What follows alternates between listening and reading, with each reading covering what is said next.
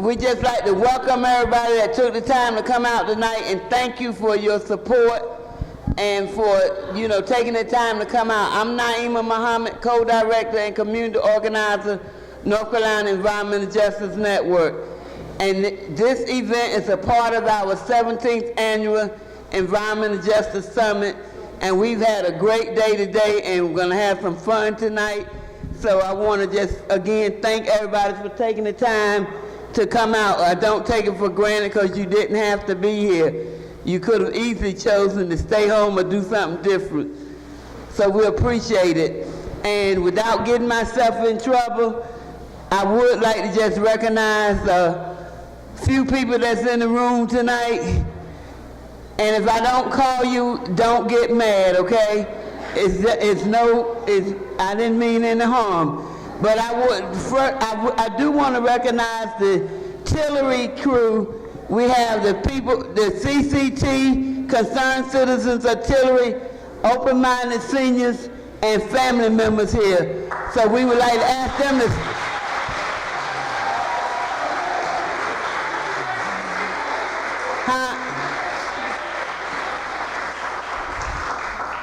Okay, and then I would like to take a minute to recognize my family that's in the room, because I appreciate them being here as well, because again, they could have chosen to do something different this evening. I asked them could they come, and they put everything they were doing on hold and made it. So wherever my family is in the back, over there in the corner, I don't know why they put y'all back there. Can you stand up, please? Okay. Thank y'all. And y'all hold up my brand new baby, please. Where's my baby? There he is. Hey. Thank you. All right, and then we have Simmer Finn and Chip Hughes from NIEHS are here. We want to thank them. And if there are other NIEHS members, please raise your hands. I don't want to slight anybody. Okay, and of course we want to thank our partners in crime, the Waterkeeper Alliance, and the Hall River Keepers, and the Pawtucket. And what's the one you from, Fred?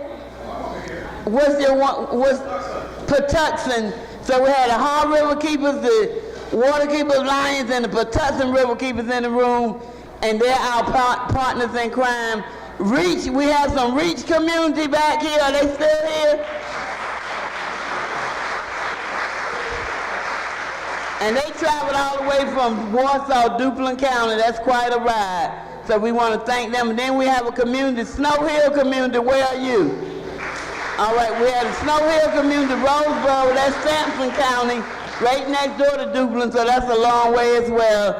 And then we have Bladen County. We have Lana, Carter, and I thought there was someone else with Lana from Bladen County down in Regalwood. That's even further.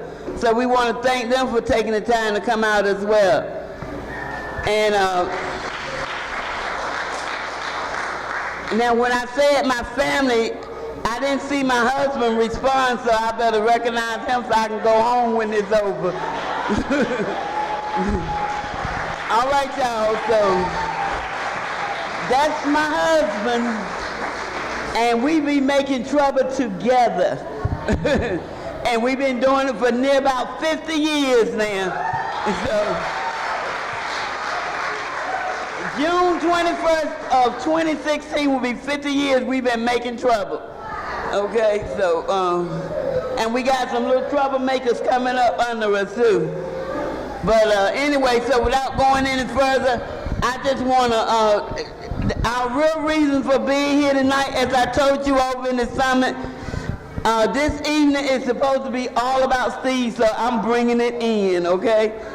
And so, Steve, where did you disappear to?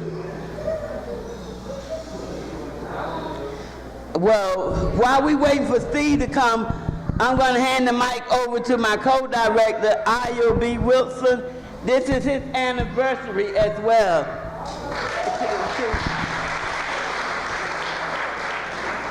That's all you get. I'm not going to do a dance. That's it. Oh, So if you didn't see it, you didn't see it. Hey everybody, my name is Io Wilson. I'm the administrative co-director. Hey Rosa. Everybody wave. We are here tonight to celebrate a great man, a living champion. His name is Steve. Every time Steve says something, I learn and I feel grateful and blessed to be around him and to know him, to be able to call him my friend. So tonight, fill your bellies, smile, laugh, shake hands, hug. If there's any babies, there's a few babies here. Kiss the babies. If you're sick, don't kiss the babies. And have a good time. We're gonna celebrate Steve. Where's Steve at?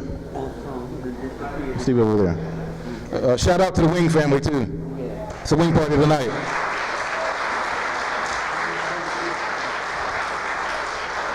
It's good to see everybody here. Everybody's happy and healthy and back again for another year. It's the 17th year. Let's do it again. All right. Thank you. Thank you, Aya. And I was going to also speak to Betsy and Ann and Sam and the babies. And just if y'all could please stand so we can make sure everybody see you and know who you are. This is Steve's wife and daughter, son-in-law, and grandbabies.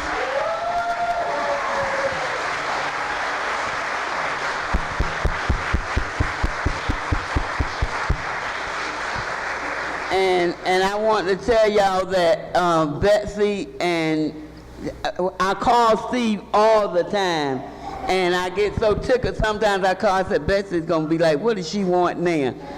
But she never does. I don't care when I call and how many times I call. She always make me feel like she's so happy to hear from me, so glad that I called, and I I don't take that for granted. I'm a wife too, so I don't take it for granted that, she's embraced me along with Steve, and I appreciate that about her, not just Betsy, but Ann and Marion, who's not with us because of job pressures, and we know how that goes, and Sam and the babies too. I went up to visit one Saturday, and the babies, when I got there, Ann and Sam said, oh, we've been had the babies practicing your name, Naima, so they could say my name when I got there. But anyway, they just have welcomed us into, their lives, and I really appreciate that. But Steve, where are you this time? You got to come out here and stay, baby. Come on out here. Well, first of all, let me confess for him. He is trying to hide because he did not really want us to be bringing this much attention on him. But we told him, you don't have a choice, Steve. This is what we're going to do. We're going to celebrate you while you can be a part of it, whether you like it or not. So you might as well be here.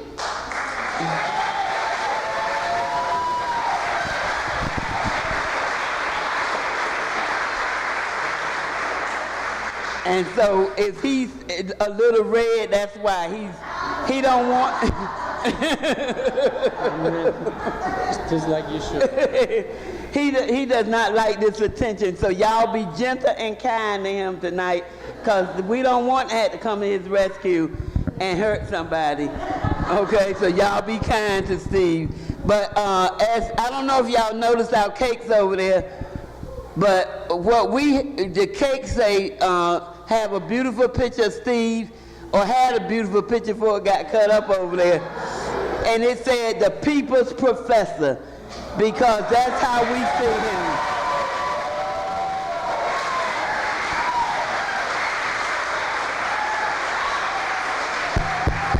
Y'all give it to him. Stand up. Give it to him. The people united will never be defeated. The people united will never be defeated. The people united will never be defeated.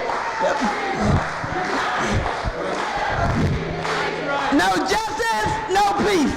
No justice, no peace. No justice, no peace. No justice, no peace. All right, y'all, so now when we leave here this weekend, we have to go back and get ready to do battle, because we've heard the issues in the room today. This is no joking matter. This is no time for us to play. it's really no time for us to just go home and get on the stool or do nothing and act like don't nothing else in the world matter. There's a lot going on in our communities in eastern North Carolina that needs to be addressed, so we need your help. So we just ask that when we call on you and make the rallying cry, as we call it, that you show up. Okay, so thank you. But anyway, without holding us up any longer, we want to hear from Steve in his own way. Say whatever you want to say. If you want to beat us up, get ready. Yeah, beat you up, right. Well, I'm really honored to be here and that you are all here. This is a very incredible gathering. And I didn't hear you all the way, Naima, as you were calling names. But there's so many community organizations here, and that's really an amazing thing, because this place where we are is carrying the history of the revolutionary movement for justice, the Franklinton Center. And the thing is that this is what the people who perpetrate environmental justice, this is what they fear the most, which is that we are all here together. Because it's strength when we have these coalitions. So in addition to all the community groups, Concerned Citizens of Tillery birthed this organization in 1997. And we have people from Royal Oak community, from West End Revitalization, from the Rural Empowerment Association for Community Help, from the Snow Hill, Roseboro community, I mean, on and on. And I did hear Naima say before, don't forgive me if I leave you out, but that's a beautiful thing. But the thing is, there's lawyers here. There's the UNC Center for Civil Rights. There's Earth Justice and Southern Environmental Law Center. And these are the organizations that are taking our work to the powers that be and fighting within the system. And there's also representatives here. There are people who work in government agencies. And what I think is very significant about that is, I'm talking about, I don't know still state now, but definitely federal agencies. So we recognize in this movement that the federal agencies, some of them in particular, are part of what perpetrates environmental injustice, because they, for example, issue the permits to the polluters to do what they do. But there are people from these agencies here now. And that means that the agencies themselves are not a monolith. Just like there are people from a number of universities here. And the university, like I work at a university that was created in the late 1700s to educate the male children of the slave owners. It was a college that was built by slaves. And it carries that legacy today, which is something that I feel very sensitive about, because I work there. But the people here from the universities, which are beneficiaries of environmental justice, we're not all the same. We're not all up there promoting the corporate interests and perpetrating the racism that was part of our schools. Of course, there are people here from historically black colleges and universities. That's critically important. But what I'm saying is that this gathering is beautiful because it includes people from so many places, from community groups that are fighting, as well as from mainstream institutions where there are people here who are eager to support the movement for justice. And that's what we need. We need everybody to be in this struggle. We can't do it with just a few, because that's what we need is a mass movement. So whatever it is, we go home to carry this on. I also want to say just a few words more about the Franklinton Center, because I first came here for the first Black Land Loss Summit in 1997. That was before the lawsuit was settled, and there was supposedly the U.S. Department of Agriculture would set right the historical discrimination against black farmers, which of course we know, like most of these federal settlements, they do a very tiny proportion of what they were intended to do. But I'm saying that that's where the Black Agriculturalists, Farmers and Agriculturalists Association began, meeting here at this space in 2001.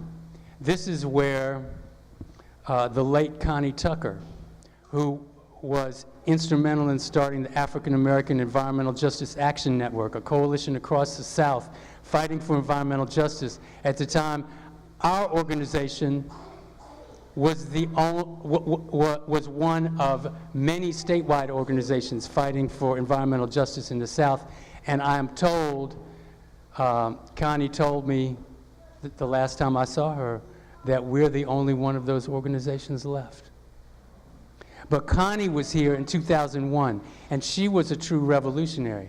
And she spoke and debated with Damu Smith, who, if any of you are familiar with the history of the environmental justice movement, Damu Smith, one of the stars, the leaders of the movement, working in Louisiana in the oil corridor, some called Cancer Alley, between Baton Rouge and New Orleans. And Connie and Damu were here to debate their organizing tactics and the extent to which it depends upon the self-determination of communities rather than outside organizers coming in with their agenda and trying to get communities to follow along with some national organization. And I hate to tell you, but Connie won that one hands down. She did. And I have to mention, Connie and Damu are no longer with us, and Lenice Williams is no longer with us, head of North Carolina Fair Share. She was here for many of these meetings. So this is a very long history. For me, it's really humbling to be here in this room where these great figures have come before us, and where you are now, and where many of you will be long after I'm gone. And long after, because we're here now between many, many generations that came before us. This movement, as we talked about, several people talked about earlier today, really grows out of the history of the slavery in the South in the United States, and racial injustice and colonialism. And that's part of why our theme is national. We have a great delegation here from Brazil today, and we're dealing with really an international movement and a movement here in North Carolina and in the United States. So, wow, everybody's here in the room. And Ecuador, we had the connections with Ecuador in the oil industry, which is not only in Ecuador but in Bahia, Brazil, where we have this wonderful delegation today. So we're doing it, and we're here between all the generations that came before, because we're going back hundreds of years, back to when European settlers came and there was genocide and the deaths of something like 80 or 90% of the indigenous peoples of this continent. 80 or 90%.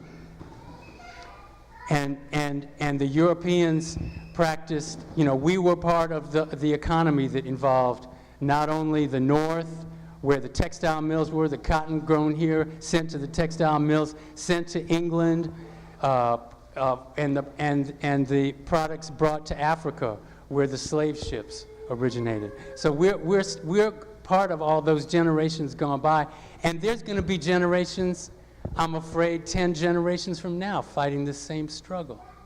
But you know what? What's the alternative? I don't do this, and I don't believe any of us does this because we think we're going to win tomorrow or next week or next year, or when my grandchildren, like this young man right here, are grown. You know, we're not going to be done then. We don't do it because we're going to win tomorrow or the next day. We do it because this is what we love, and we love each other, and we gain strength from each other. And if we're not here very long, you know, now I can say that, right? We're not here very long. Even though you might think you're going to be here a long time. That's one thing that we don't really teach young people, is that none of us are here very long, between all the people who came before us and all those who will come after. So while we're here, let's get together and challenge the injustices, because what else is more fun than that? What would you rather do, right?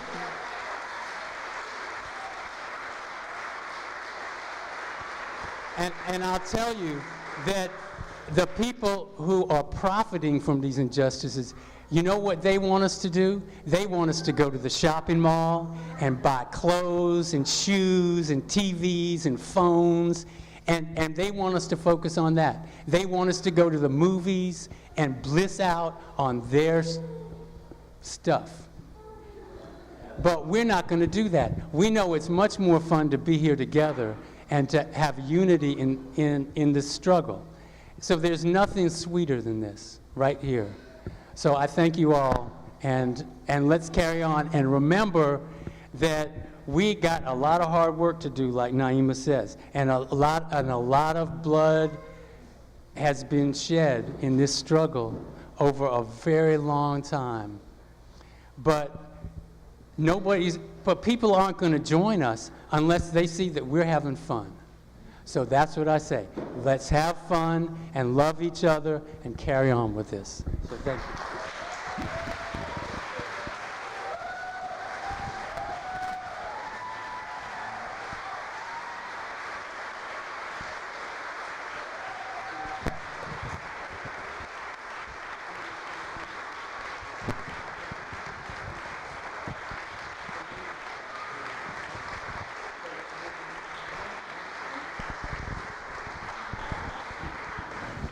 Now we want to move to the part where you participate, where we want to open the floor for tributes to Steve. So we want you to be able to come.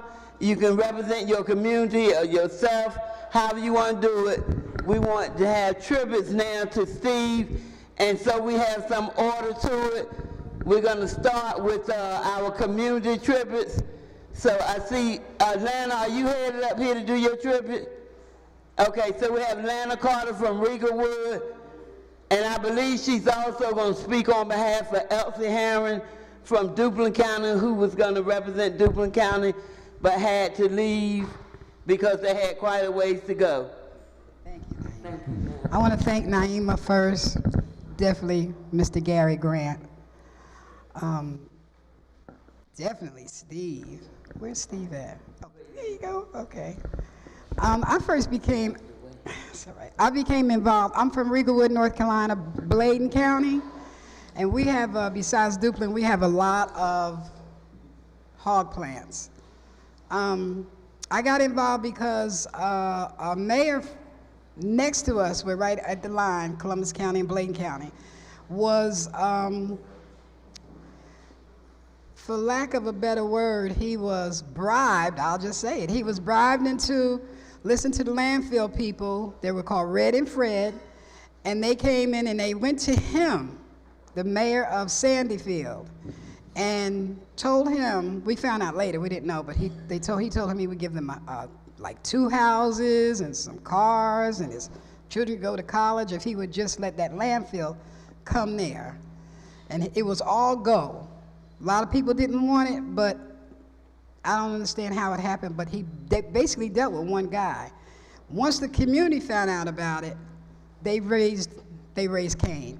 But the real thing that happened was they crossed over into our community, which is East Arcadia. And we got some fighters in East Arcadia. So once they crossed the line, it became a big issue. And I'll never forget, I heard about it, I didn't participate. I heard about meetings, I didn't participate.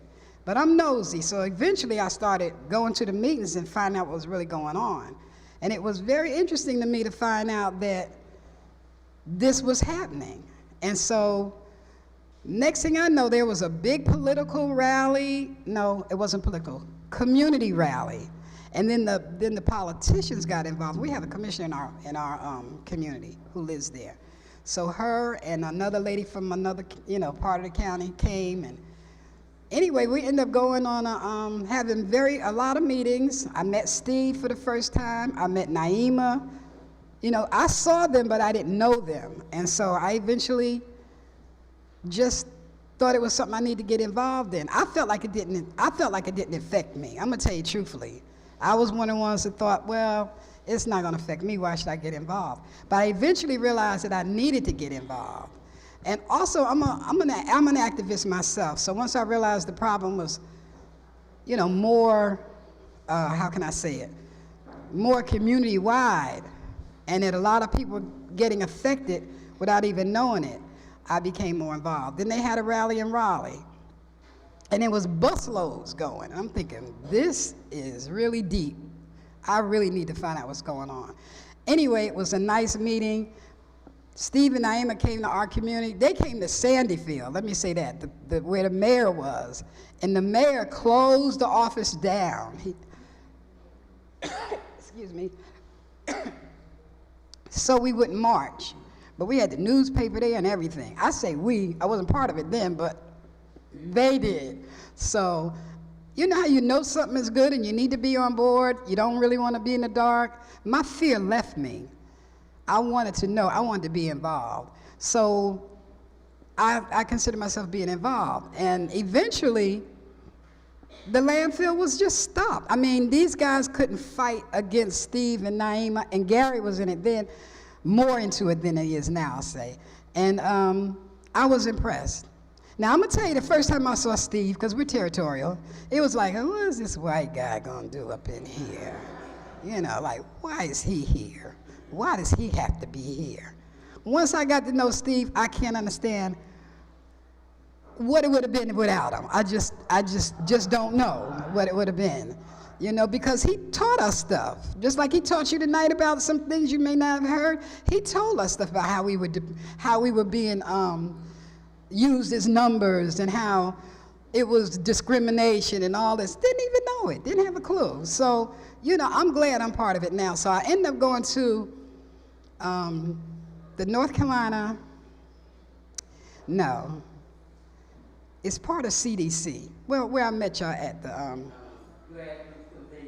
no, in National Institute of Environmental Health Sciences. I ended up getting a scholarship going because I'm in the health field, but I ended up getting a scholarship to go. And I ran into Naima and Steve again. And of course, there was plenty of workshops you could pick. Of course, I picked the one that I wanted to go to and learned a lot there. And people were there that learned. And to me, I'm a real stickler on education. And I don't mean in the books either. I'm talking about something we can learn something from. So I'm grateful to Naima, Steve, Gary. The first time I heard anything about environmental justice, I went to a workshop and it was some college, I don't know, some university. I went on my own, and Gary was there with his dashiki and his hat and all that, and he was running it down to these people who didn't even hear this before. So I've basically kind of been trailing for a while, and one day I was blessed because Naima asked me would I want to be a community organizer. Well, I was doing stuff in my community anyway. Bridget, my cousin Bridget is with me. We work like crazy all in the community, try to make it better. So I want to just say, when Naima asked me to be a community organizer, I wasn't sure whether I could be what she wanted me to be, but I can tell you what I've done so far, and she's forgiving to me because I have a sick mother, but it's been wonderful. And I'm telling you, you need to get involved. With just signing the declaration saying that something is going on with you and your family. Just sign up. I know it'll make a difference. Anyway, thank you, Steve. I love you. I love you. I love you. I do. I told him earlier, I kissed him, then I saw him again and he kissed me, and then he was over there, I kissed him again. I said, you know what, Steve? You're like a good man. I can't get enough of you. He thought that was so funny. So anyway, thank you all. Please get involved. It's not hard to do. I will say for Elsie now. Elsie comes from Duplin County. Elsie, I think Devon is still here, right? Anyway, I did see him, but Elsie and Devon work far more than I do. But Elsie had to leave because they brought about 20 people. And Devon was part of that too. So every Wednesday, every second Wednesday, I know Devon has a meeting at his office, REACH, and it stands for? Right. and it's every Wednesday from 6 to 8, and it's at that office, and I've tried to make everyone I could, second Wednesday. But it's in Warsaw, if anybody's close to Warsaw. I'm sure you can get the number, but, you know, stay involved, because I can't say enough about Elsie, because she really works hard. She's very, I wish I had the energy that she has. And Devon, he's never stopped. To me, these people are like robots. They steady moving. I'm trying to catch up.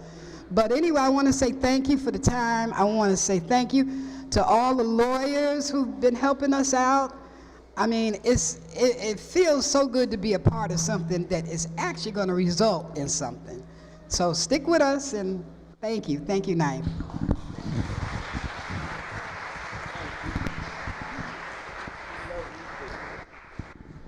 All right, thank you, Lana. So we have the concerned citizen Attila. Gary, you coming? Okay. Y'all hold on to your chairs now. All right, so, and I know all of you know Gary, so he doesn't need an introduction. All right. Thank you, Naima.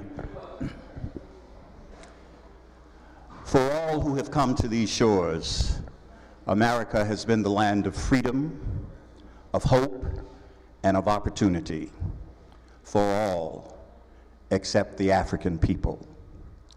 You see, we came in chains and against almost hopeless odds. Black men and women struggle just to stay alive, to share in the American dream of human dignity and justice for all. When Israel was in Egypt's land, let my people go. Oh, press so hard they could not stand. Let my people go. And the Lord said, go down, Moses, way down in Egypt's land. Tell old Pharaoh to let my people go. And Moses went down. The concerned citizens of Tillery went down, and Steve Wing went down.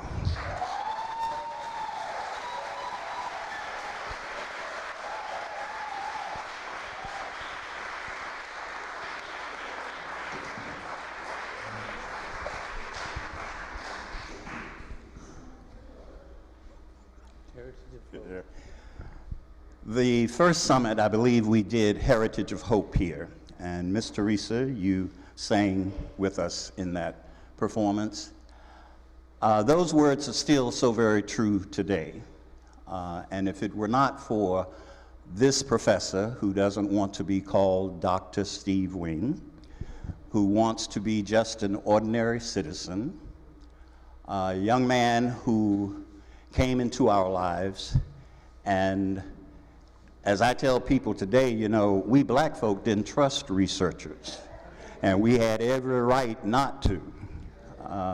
But Steve taught us that there are those researchers out there who are doing the right thing. And it's been 20 years that we've been working together, and we've forged a friendship. And friendships sometimes get rough and rocky, but that's the part to be, that's when you know whether or not you have friends or not, okay? There are many stories to tell, but the one story that I want to tell is that when we first started, we were doing this thing called Dr. Privy, who was going around convincing all of the communities that these hog farms coming into their communities was the thing to do. And we had somebody representing the tree huggers and community and government and just all kinds. And anyway, Dr. Wing got to be Dr. Privy. And of course, he was the only white man in the troop. So he was able to play that role because all the folk who were coming to tell us that the hogs were good for us were white. And I don't know what little community it was, but part of the, where was Doris, do you remember? She's Halifax, Virginia.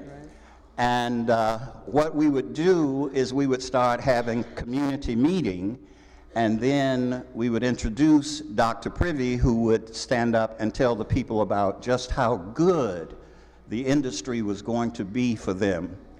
And during that presentation, he said, and I've already spoken with your commissioners. And the black folk in that audience went, he did what? To who? And it was a black commissioner sitting in the audience. And I mean, they got ready to hang him that night. You know? And Steve got worried that they were actually going to hurt him. But we were able to calm him down and get the point over. But we thought the title Dr. Privy was really good, since all they were bringing us was stuff that needed to be in the privy. But there are many, many stories that we have, and communities have been blessed because this Moses right here, went down, and he helped to bring research and bring it back to a community, not a community, but two communities, so that they then could use it to defend themselves. And there's no greater joy than communities being able to take care of themselves. Thank you very much.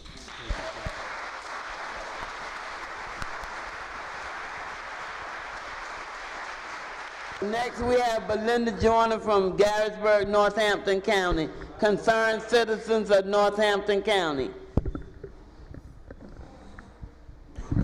Good evening, everybody. And as I stand here, this room holds sentimental values. I first learned of the EJ Summit, didn't know what it was, had never heard of it.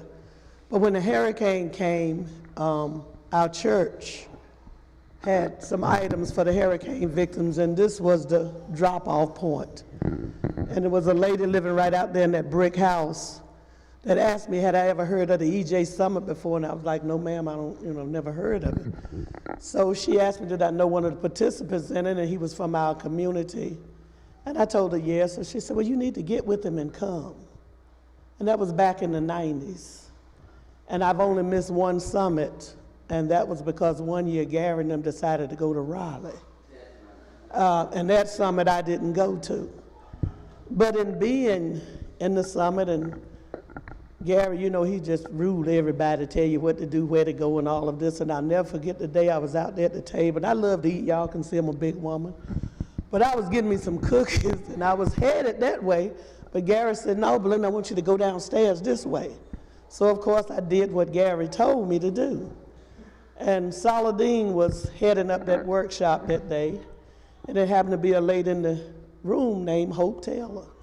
So at the end of the workshop, she walked up to me and she says, I have a job for you. And I'm like, I ain't never seen this white lady in my life. She don't even know me. And talking about she got a job for me. I don't know her, So we got together. She said, I'm going to call you. And she did. And that's how I got involved with the EJ Summit. And like I said, I've only missed one, and that was back in 19, whatever it was. But we had a lot of forums. And this jazz playing white man. I'm like, good guy, he cool, So we had some at my church, which is Cool Spring Church in Gaston, and Steve would come, and one day he came and we was having choir rehearsal, and you know, we kind of rock it in the church, and he was like, "Belinda, I like y'all choir rehearsal, I'm coming back to hear you." But, you know, in coming here, and like I say, this room, I mean, the room is over there is okay, but you know, when you start off and you have a memory, and I'll never forget Reverend Carrie Bolton preached a sermon in this room. And the title of it was Stretching Out on the Rock. And Steve, you've been a rock. You have stretched out. And I just want you to know that I thank God for you. We had a hog farm in our community, Smith Carroll, and Steve came in and they did a study with the community, the breathing and the, you know, the swabbing. And I mean, there was no limits to what he would do when he would come out. So he has stretched out on the rock for us, and we want you to know that I will never forget you. And Gary, that day when she preached that sermon, Stretching Out on the Rock, when she finished, there wasn't a dry eye in here. I mean, it was like just something just went over the room. And Gary started singing, "Hush, hush, somebody's calling my name." Steve, we're calling you. Hush, hush, somebody's calling your name. Hush, be quiet, y'all. Be quiet, y'all. Oh, my Lord, oh, my Lord. Steve, what shall we do? I want you to have good health. I pray God's speed for you. When I got the news, it was devastating. And when I got here today, I didn't know what to expect. But when I saw you, and I'm like, God is still good. Still in the blessing business because you look good. And I got you.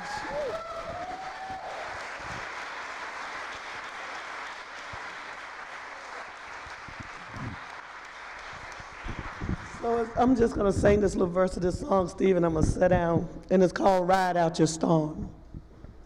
You've been in the storm, seem like forever, nights of confusion has been so long. Your ship has lost anchor, and the storm's got you drifting. Your night's almost over. You can ride out your storm. You told me you were having your treatments. Ride out your storm. You're going to be all right. God bless you. Mr. Dozier traveled from the furthest of all y'all. He's from Supply, North Carolina. When you get there, you're only 25 miles from Myrtle Beach. Now tell me that ain't a long way. So we want to thank him for pressing his way. Thank you, Mr. Dozier. Thank you. Very briefly, we had a landfill situation. They were going to expand the landfill from the old one on the edge of our community, adjacent, 259 acres, 50 feet above sea level, enough to last for 100 years. No liner, just an expansion. So I made a phone call. And the next thing I knew, Naima, Steve, Elizabeth, Peter, all the lawyers and all were there. And short, I'd like to say that when it was all said and done, the attorneys took us through it, and we convinced them that instead of a landfill, we are supposed to get a school and possibly a park. That's all over. Thank you very much. Steve, I love you, man. You know. I hope you live forever. Just take it easy and keep going. Thank you. Real quick, when you go out there and you organize, you don't have much of a weapon to go with, but Steve research, man, like your stuff was, the first thing after you saying my name, like, you know, your stuff was the best tool, best weapon, best shield that I had. So thank you. So now we're gonna start with organizations, and I saw my husband with his hand up, so he's gonna come first and speak on behalf of our family and our family of BWFJ, Black Workers for Justice. So Saladin Muhammad, please come forward.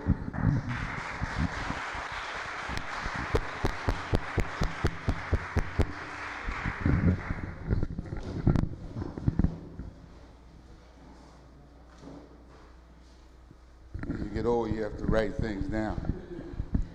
Comrade Steve, and I think it's important to state that he's a comrade, he's a freedom fighter. There's not a day that your name does not come up in the home where I live and from the wife that I will be married to for 50 years and 8 months. You have become part of our extended family, and we care deeply about you. While your skills have been very important to the struggles against environmental racism and for environmental justice, it has been and continues to be your commitment to working with and using your skill and resources to help empower the people in the communities victimized by a system that places profits over human needs and human rights. Most people can always handle good news, but the real test of commitment in the struggle for justice and radical transformation of society is how we handle bad news. Bad news does not mean that the struggle is over. It just means that we must find ways to continue to fight as you have courageously shown. You've shown the will to fight and never to give up. And this is very, very important. And I think that you will agree, comrade, that when we struggle with the people, it strengthens our will to wage our individual struggles. Whatever the conditions of our life is, the will and the people's struggle for justice will make our life worth living. So, comrade, you've passed the test of commitment. Seeing life beyond our personal lives and hoping for cures and changes, not only for ourselves, but for all who are oppressed and devalued, places our individual struggles within the context of the people's struggles. The people make history, and organized, we can shape its direction, brother. We can shape its direction and find answers that this profit greed medical system does not find fast enough for us. And I believe that the will of the people and the organized power of the people will force this system to come up with some answers for comrades like you. Stay the course, my brother, stay the course.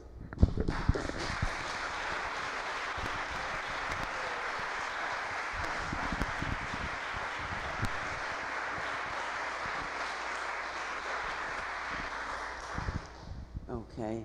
All right, so we have the Waterkeeper Alliance is going to come forth, and I believe one or two, Larry, are you and Rick both going to have words? Is that the way it's going? All right. So we have Larry Baldwin, Waterkeeper Alliance, and Rick Dove. These are two of our fighting comrades. We go back together a lot. A lot. Sing, Larry. The sun will come up tomorrow.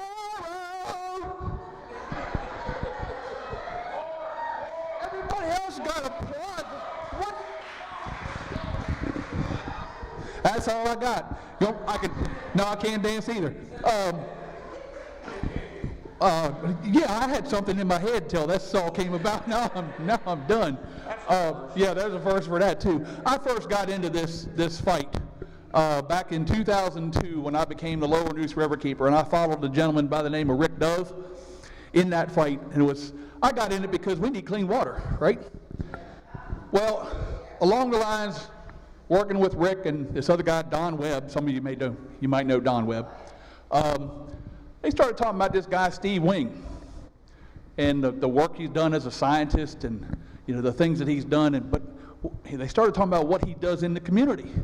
I said, wow, this is something different. This is something I need to get involved in. So kind of started getting involved in this environmental justice stuff. Started hearing about Steve Wing and the work Steve Wing was doing. Finally got to meet Steve Wing. Steve's white. I said, now wait a minute. The beauty of that man right there. You know what? There's a lot of different communities here tonight, right? Wrong. Tonight, we are the community of Steve Wing.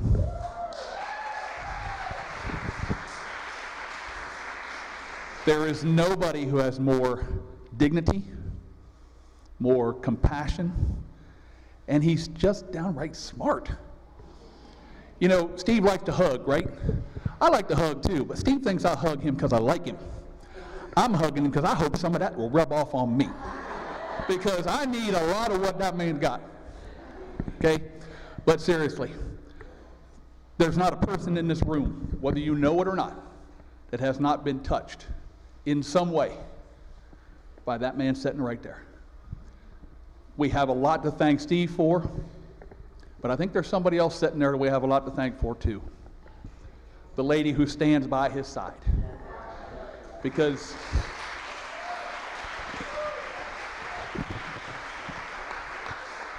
there's quite a few of us in this room, and I know there's two of them standing right here. We wouldn't be who we are without the lady standing beside us. So we want to say thank you for what you do to make this man so special, and for sharing him with the rest of us, because I know you've had to share a lot, but we do appreciate that. So Steve, obviously I'm not going to sing to you. Yeah.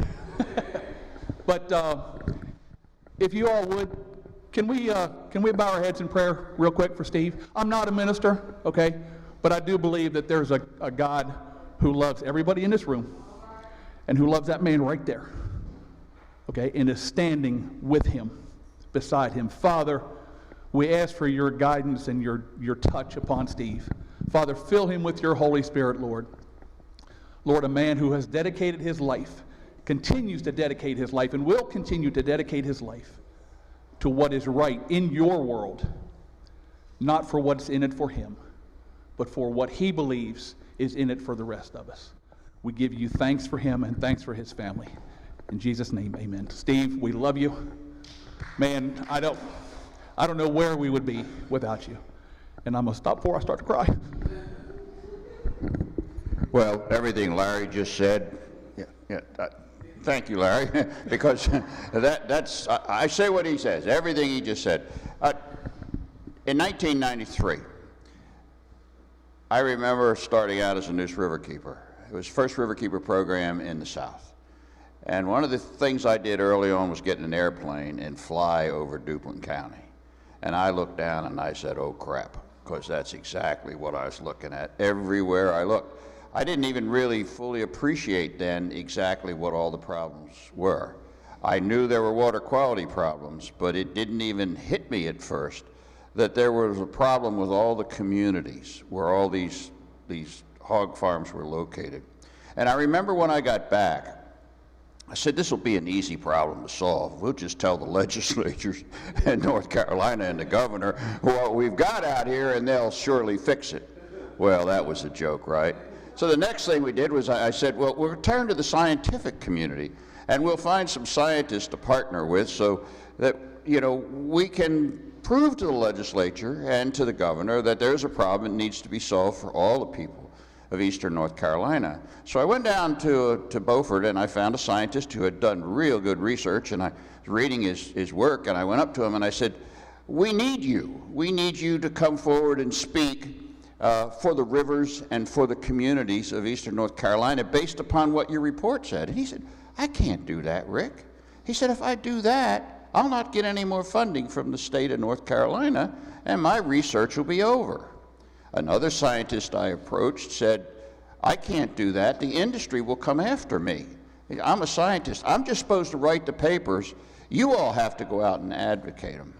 Well, over time, I identified probably 3 or 4, 5 maybe, scientists that were truly good scientists that did the right things. Melva Oken is one of them sitting here today. Dr. Joanne Burkholder is another. And there are a few others. But I got to tell you, the one person who I see in the 22 years that I've been doing this work, who has made a true, real difference for Eastern North Carolina and for the state of North Carolina is Steve Wing. And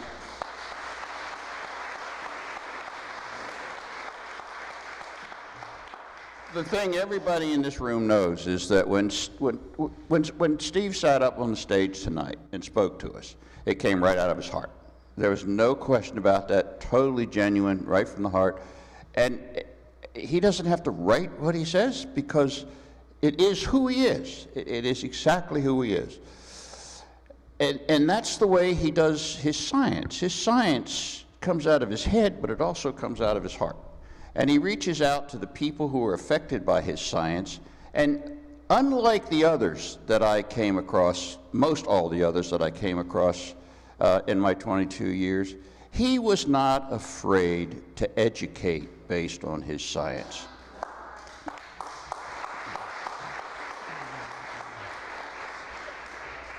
Steve, a while back when we first got word that you were having some struggles, I put you in my prayers every night, and you will stay in my prayers every night. I know that you are in the prayers of almost probably everybody in this room. We not only love you, we need you. So I think I'm going to stop by singing a song. This is going to be funny because I can't sing. But it would go, you know some of this, Larry, so come on up. Yeah, you can hum it with me. No, we're going to do Stolat. Here we go. Stolat, Stolat, Yeji, Nam, Stolat, Stolat, Yeji, Nam, Yesherats, Yeji, Nam, Yeji, Nam, Yow. That is a Polish song that guarantees 100 years. Thank you, sir.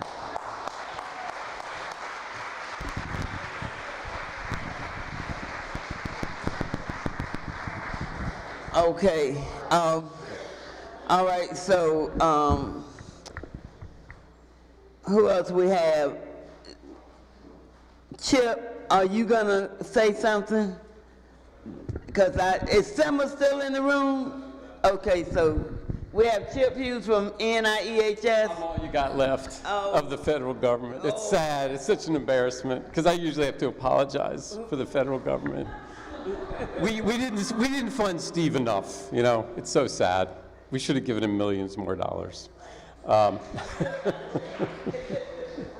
No, really, on behalf of Linda Birnbaum, NIEHS, I wanted to come here to praise Steve and thank him for the work that he did. I think I also speak on behalf of hundreds of people in the occupational environmental health community who were inspired by him, by the work that he did. We didn't talk about radiation. We didn't talk about the nuclear weapons complex. You know, the work that Steve did has impacted the lives of thousands of people outside of North Carolina as well. And to me, you've been an inspiration. And I think that we know that the work that you've done will continue on forever. I just want to come here and thank you for that. So really appreciate it. And I love you guys. Thank you for letting us, even though we're part of the government, that we could be part of your celebration, you know. Thank you.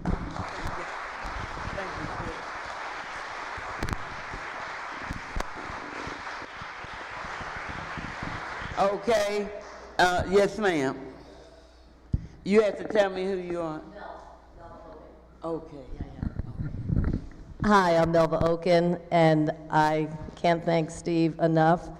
When you listen tonight, it sounds like a big love fest, and everybody just loves Steve. Well, there's another side of that coin. This is not only a wonderful man, a smart man, but he's an amazingly brave man. And his research that he put out that we could all look at and say, that is great research.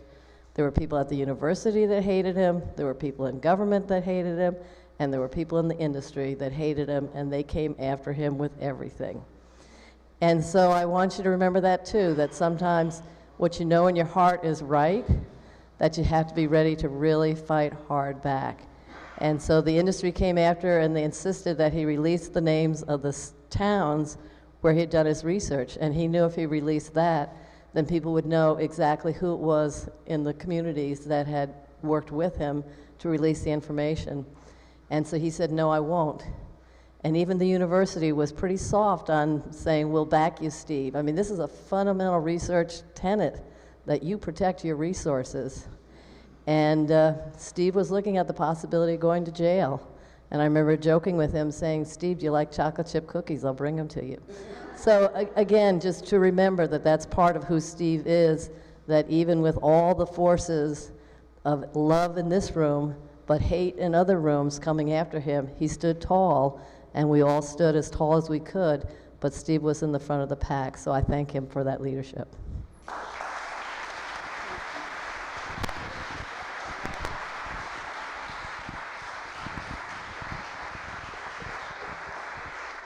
Okay, so now I know there's a group of people in here that have waited quite a while to do what they want to do, and that's going to be, Steve, we have some of your past students. There might be some current ones in here too. I'm not, where all of Steve's students, ever been a student of Steve Wing, please stand up. You ever been a student? All right, yeah.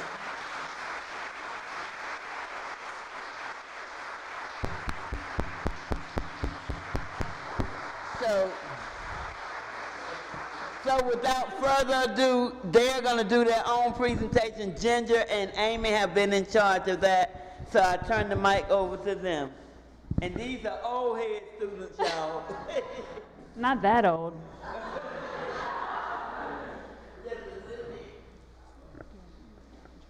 Oh, sure. Should we introduce ourselves?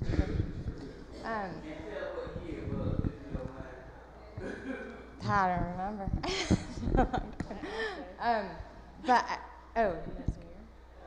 Well, I'll just say that I met Steve in 2003, so I've been working with him for a long time. I'm Ginger Guidry, UNC student and staff for a long time, and now at NIEHS. Okay, so I think it was 2004 when I took a class with Steve at the university, and after that I had the privilege of joining him as project manager, research associate for 10 glorious years. Loved it.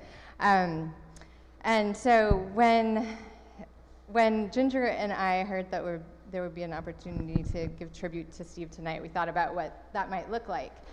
And then we thought about all the students who have been influenced by Steve over all the years.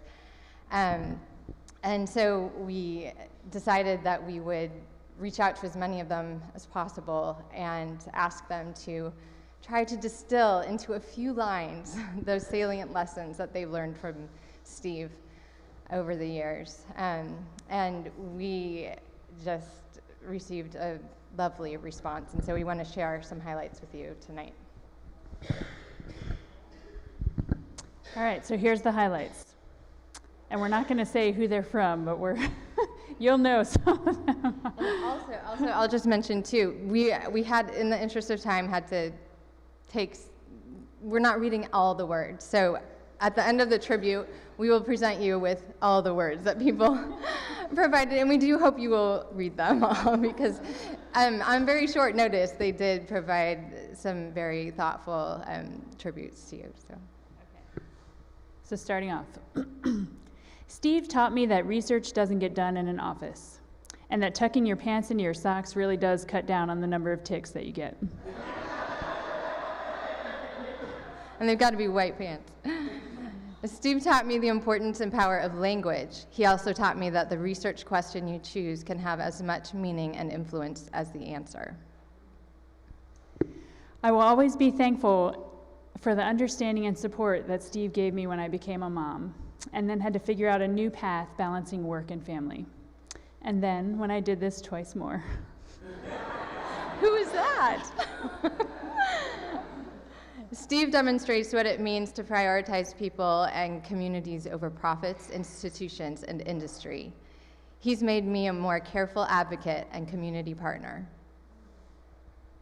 I've learned from Steve Wing how helpful it can be to slow down, think together with others, and ask, quote, unquote, simple questions. In short, find out where your meat or other consumer good came from and whether any human beings were damaged in getting that low, low price.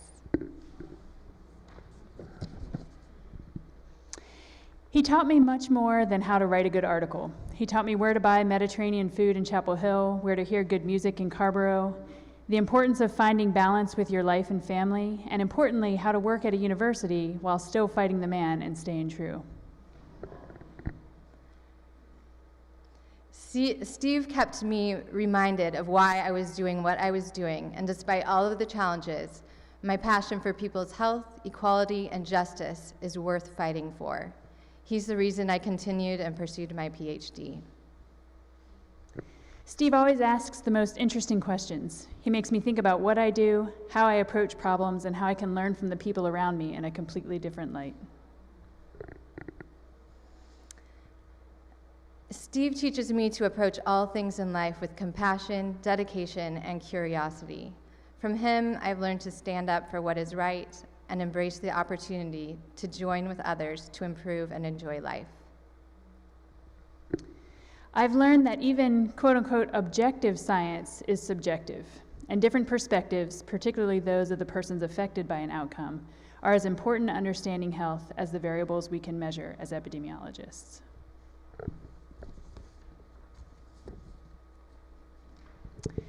I learned the importance of maintaining the integrity of the science so the findings can be used to support and advocate for policy changes to improve people's lives.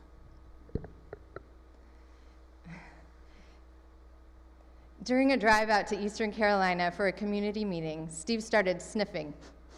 "Smell that?" he said. "That's chickens." A few minutes later, he started sniffing again. "Smell that? That's hogs. Can you smell the difference?" It definitely wasn't something this city girl thought I'd learn in grad school, but Steve has a way of teaching you things you didn't realize you needed to know. I've learned to constantly check my privilege and to think carefully about how affected communities will be impacted by any research I'm involved in. Steve taught me that the most valuable education I can receive is the one I got from Tillery University. Shout out to Tillery. I learned to watch the rhetoric and change my language to keep on track with justice. He is one of the only professors that I have encountered who not only teaches, but realizes that he can learn something new from every person he meets, even his own students. Steve has inspired me to live my life with open ears and an open heart. Steve is the conscience of every scientist he meets, the enemy of every injustice he sees, the ally of every person wronged by that injustice, and the friend to the human in everyone.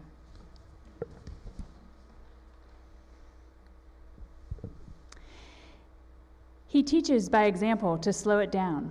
Last week he mentioned how much better a song can sound if the musician slows it down, doesn't rush it. The same is true with the scientific work he does. He has the patience to slow it down, discover something valuable, and let you come around to seeing it too. Steve showed me that research can be revolutionary, to never ever compromise your principles, and he provided a whole new context to the phrase capitalist pigs.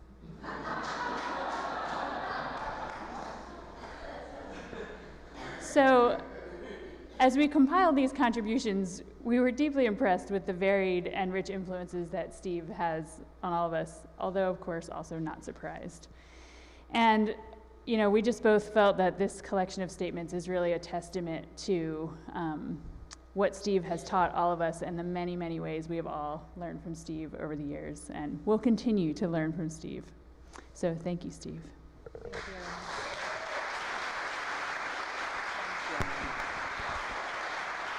Now I'm going to move forward now to our board member. Chandra Taylor is going to come forth, and she's a member of the North Carolina Environmental Justice Board and Planning Committee.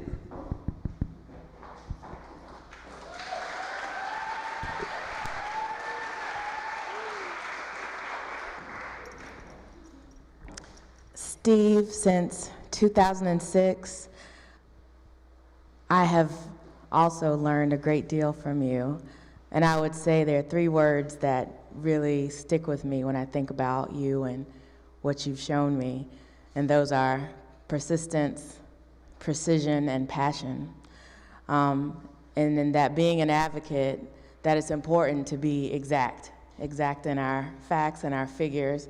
And you've done that so frequently.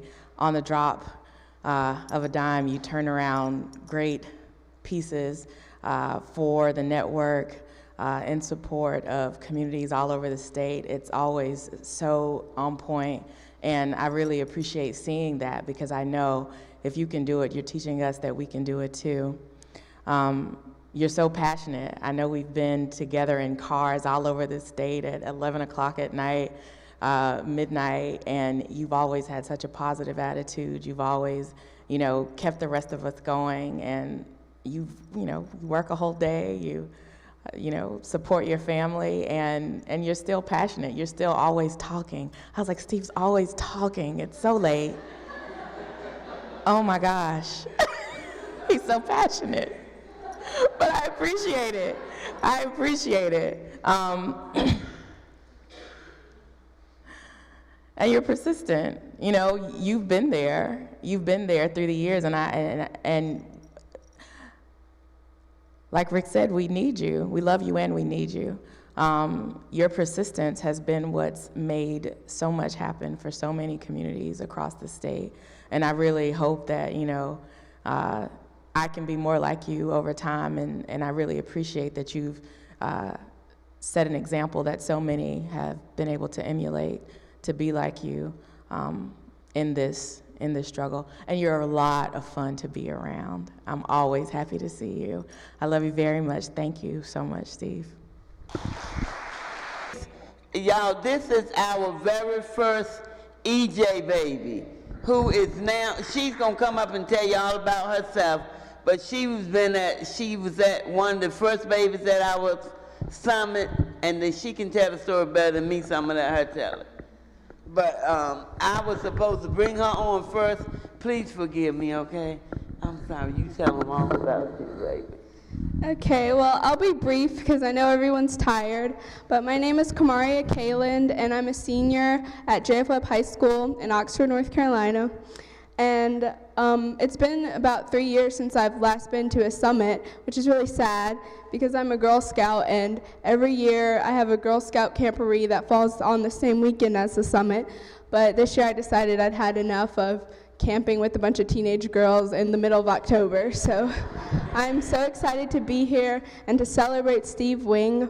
I was in the womb when the summit was being organized, and I was 4 months old, but my mom brought me to the first North Carolina Environmental Justice Network Summit.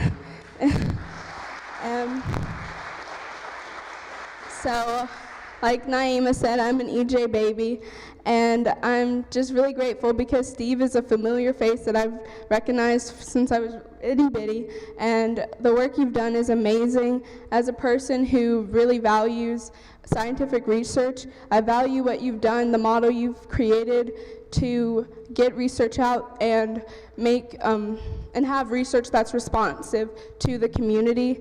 And you're an amazing person. You deserve all the accolades in the world, so thank you. And I love you. We love you. Yeah.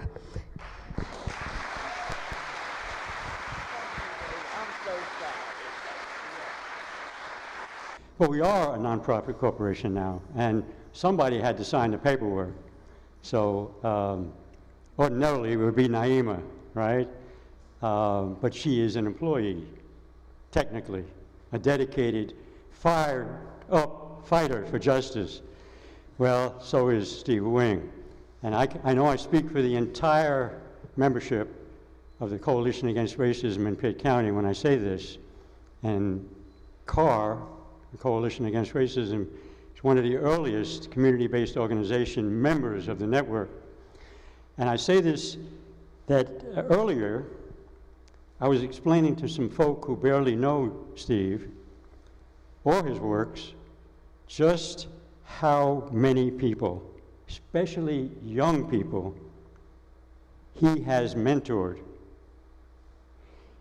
And to me, you are one of the fiercest fighters I have ever known, with the most humble spirit, and I just love you and honor the time we have struggled together.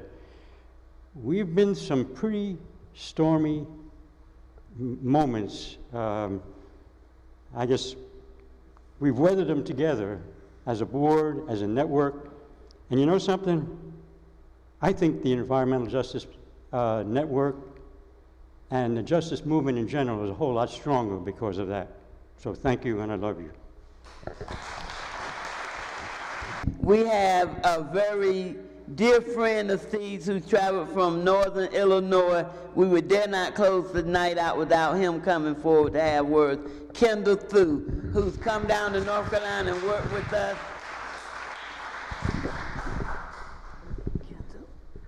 Hello, everyone. I'll make this very brief. Thank you, Naima, for calling me a number of weeks ago and inviting me to come down here. And I was ready to say yes, and then I realized I hadn't asked my wife yet. So I first came to North Carolina in 1993, met Rick Dove and Don Webb. And Rick took me up in an airplane ride, and he showed me from the air what was going on, because that was the future for the Midwest. I met Steve in 2001 at the New Bern Conference, and we sat down and we had a conversation about what kind of research we thought ought to be done. And I knew then that this was the man I wanted to work with. He had the fire in the belly, he had the smarts, and he had the dedication. And there's no one that I consider more of a colleague, that I'm more honored to be a colleague with than Steve Wing. The stuff that he's taught me has paid off in the work that we're doing now in Northern Illinois. And by the way, I want to thank Betsy and Steve for allowing me to live in their home when I was in North Carolina in 2005. That was a lot of fun. We had some great times. So all the things that I've learned from Naima, Steve, Gary, Rick, and many others, I've taken it back to Illinois. We fought the good fight with hog CAFOs there, and we've had a lot of success, actually. And about a year ago, we took the lessons that we've learned into some of the housing complexes in the university town.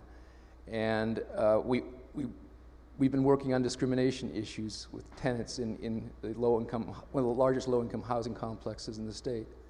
And Tiara Huggins, who's my coworker, came with me today, and she was elected this week as the president of the University Village Tenants Association, and they've organized for action.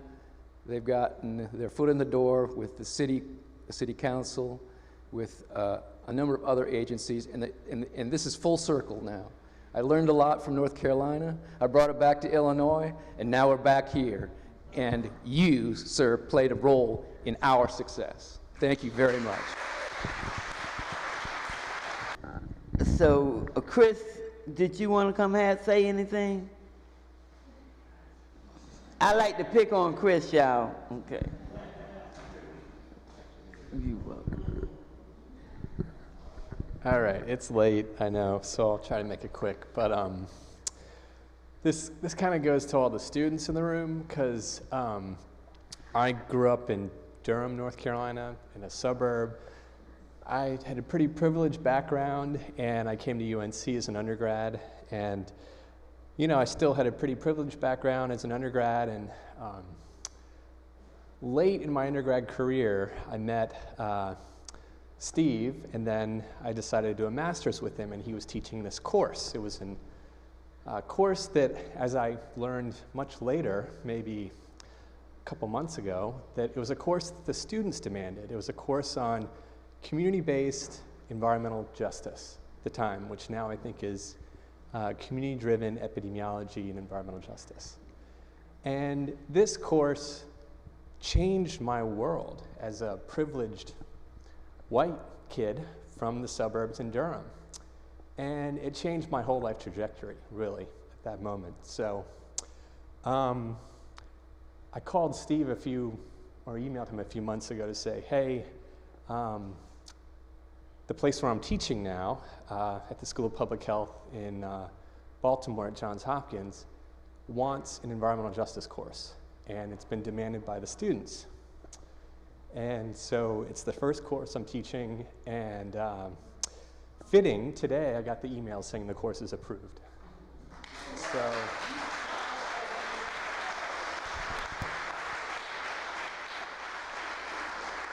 and you know, I say that recognizing the challenge that I had before me in my life to kind of have the same impact on kids from pretty privileged backgrounds to turn on to a whole different way of thinking about the world, systems, power, and injustice. So thank you, Steve. Thanks so much. This is Dr. Valerie Johnson from Bennett College, and who's a longtime EJ warrior. Thank you. Couldn't let the night end without at least being able to say in words what I feel in my heart. This is a scholar activist, and an example for those of us who are academics as a chosen profession, that you can be true and honest to the community, you can do the work, and you can take the hits. And I just want to admire you and your family for being willing to pay the price for you to be true to how you know justice should be served in this country, on this planet. My daughter said, amazing is a small word to describe the kind of work that you're leaving with us as a daily living. This is something that he embodies and lives this, so that when you saw the students stand up, that was a full moment even for me, because I know that all those seeds that have been planted keep going forward. Those tears that were shed way back have watered these young minds, that I have a young daughter who can look at you, Steve, and know that she can be the scientist that is righteous for this world. So righteous bro, thank you, and I love you. We appreciate Manzur Chima being here to get all this on video for us. What we're hoping to do is to take what happened tonight and tomorrow and get it out. He's gonna help get it out on social media, get it up on our website so that it can be shared with others. And maybe, you know, there'll be more EJ communities to the rise as we move forward. Thank y'all so much. Have a wonderful night. Get some rest. See you in the morning.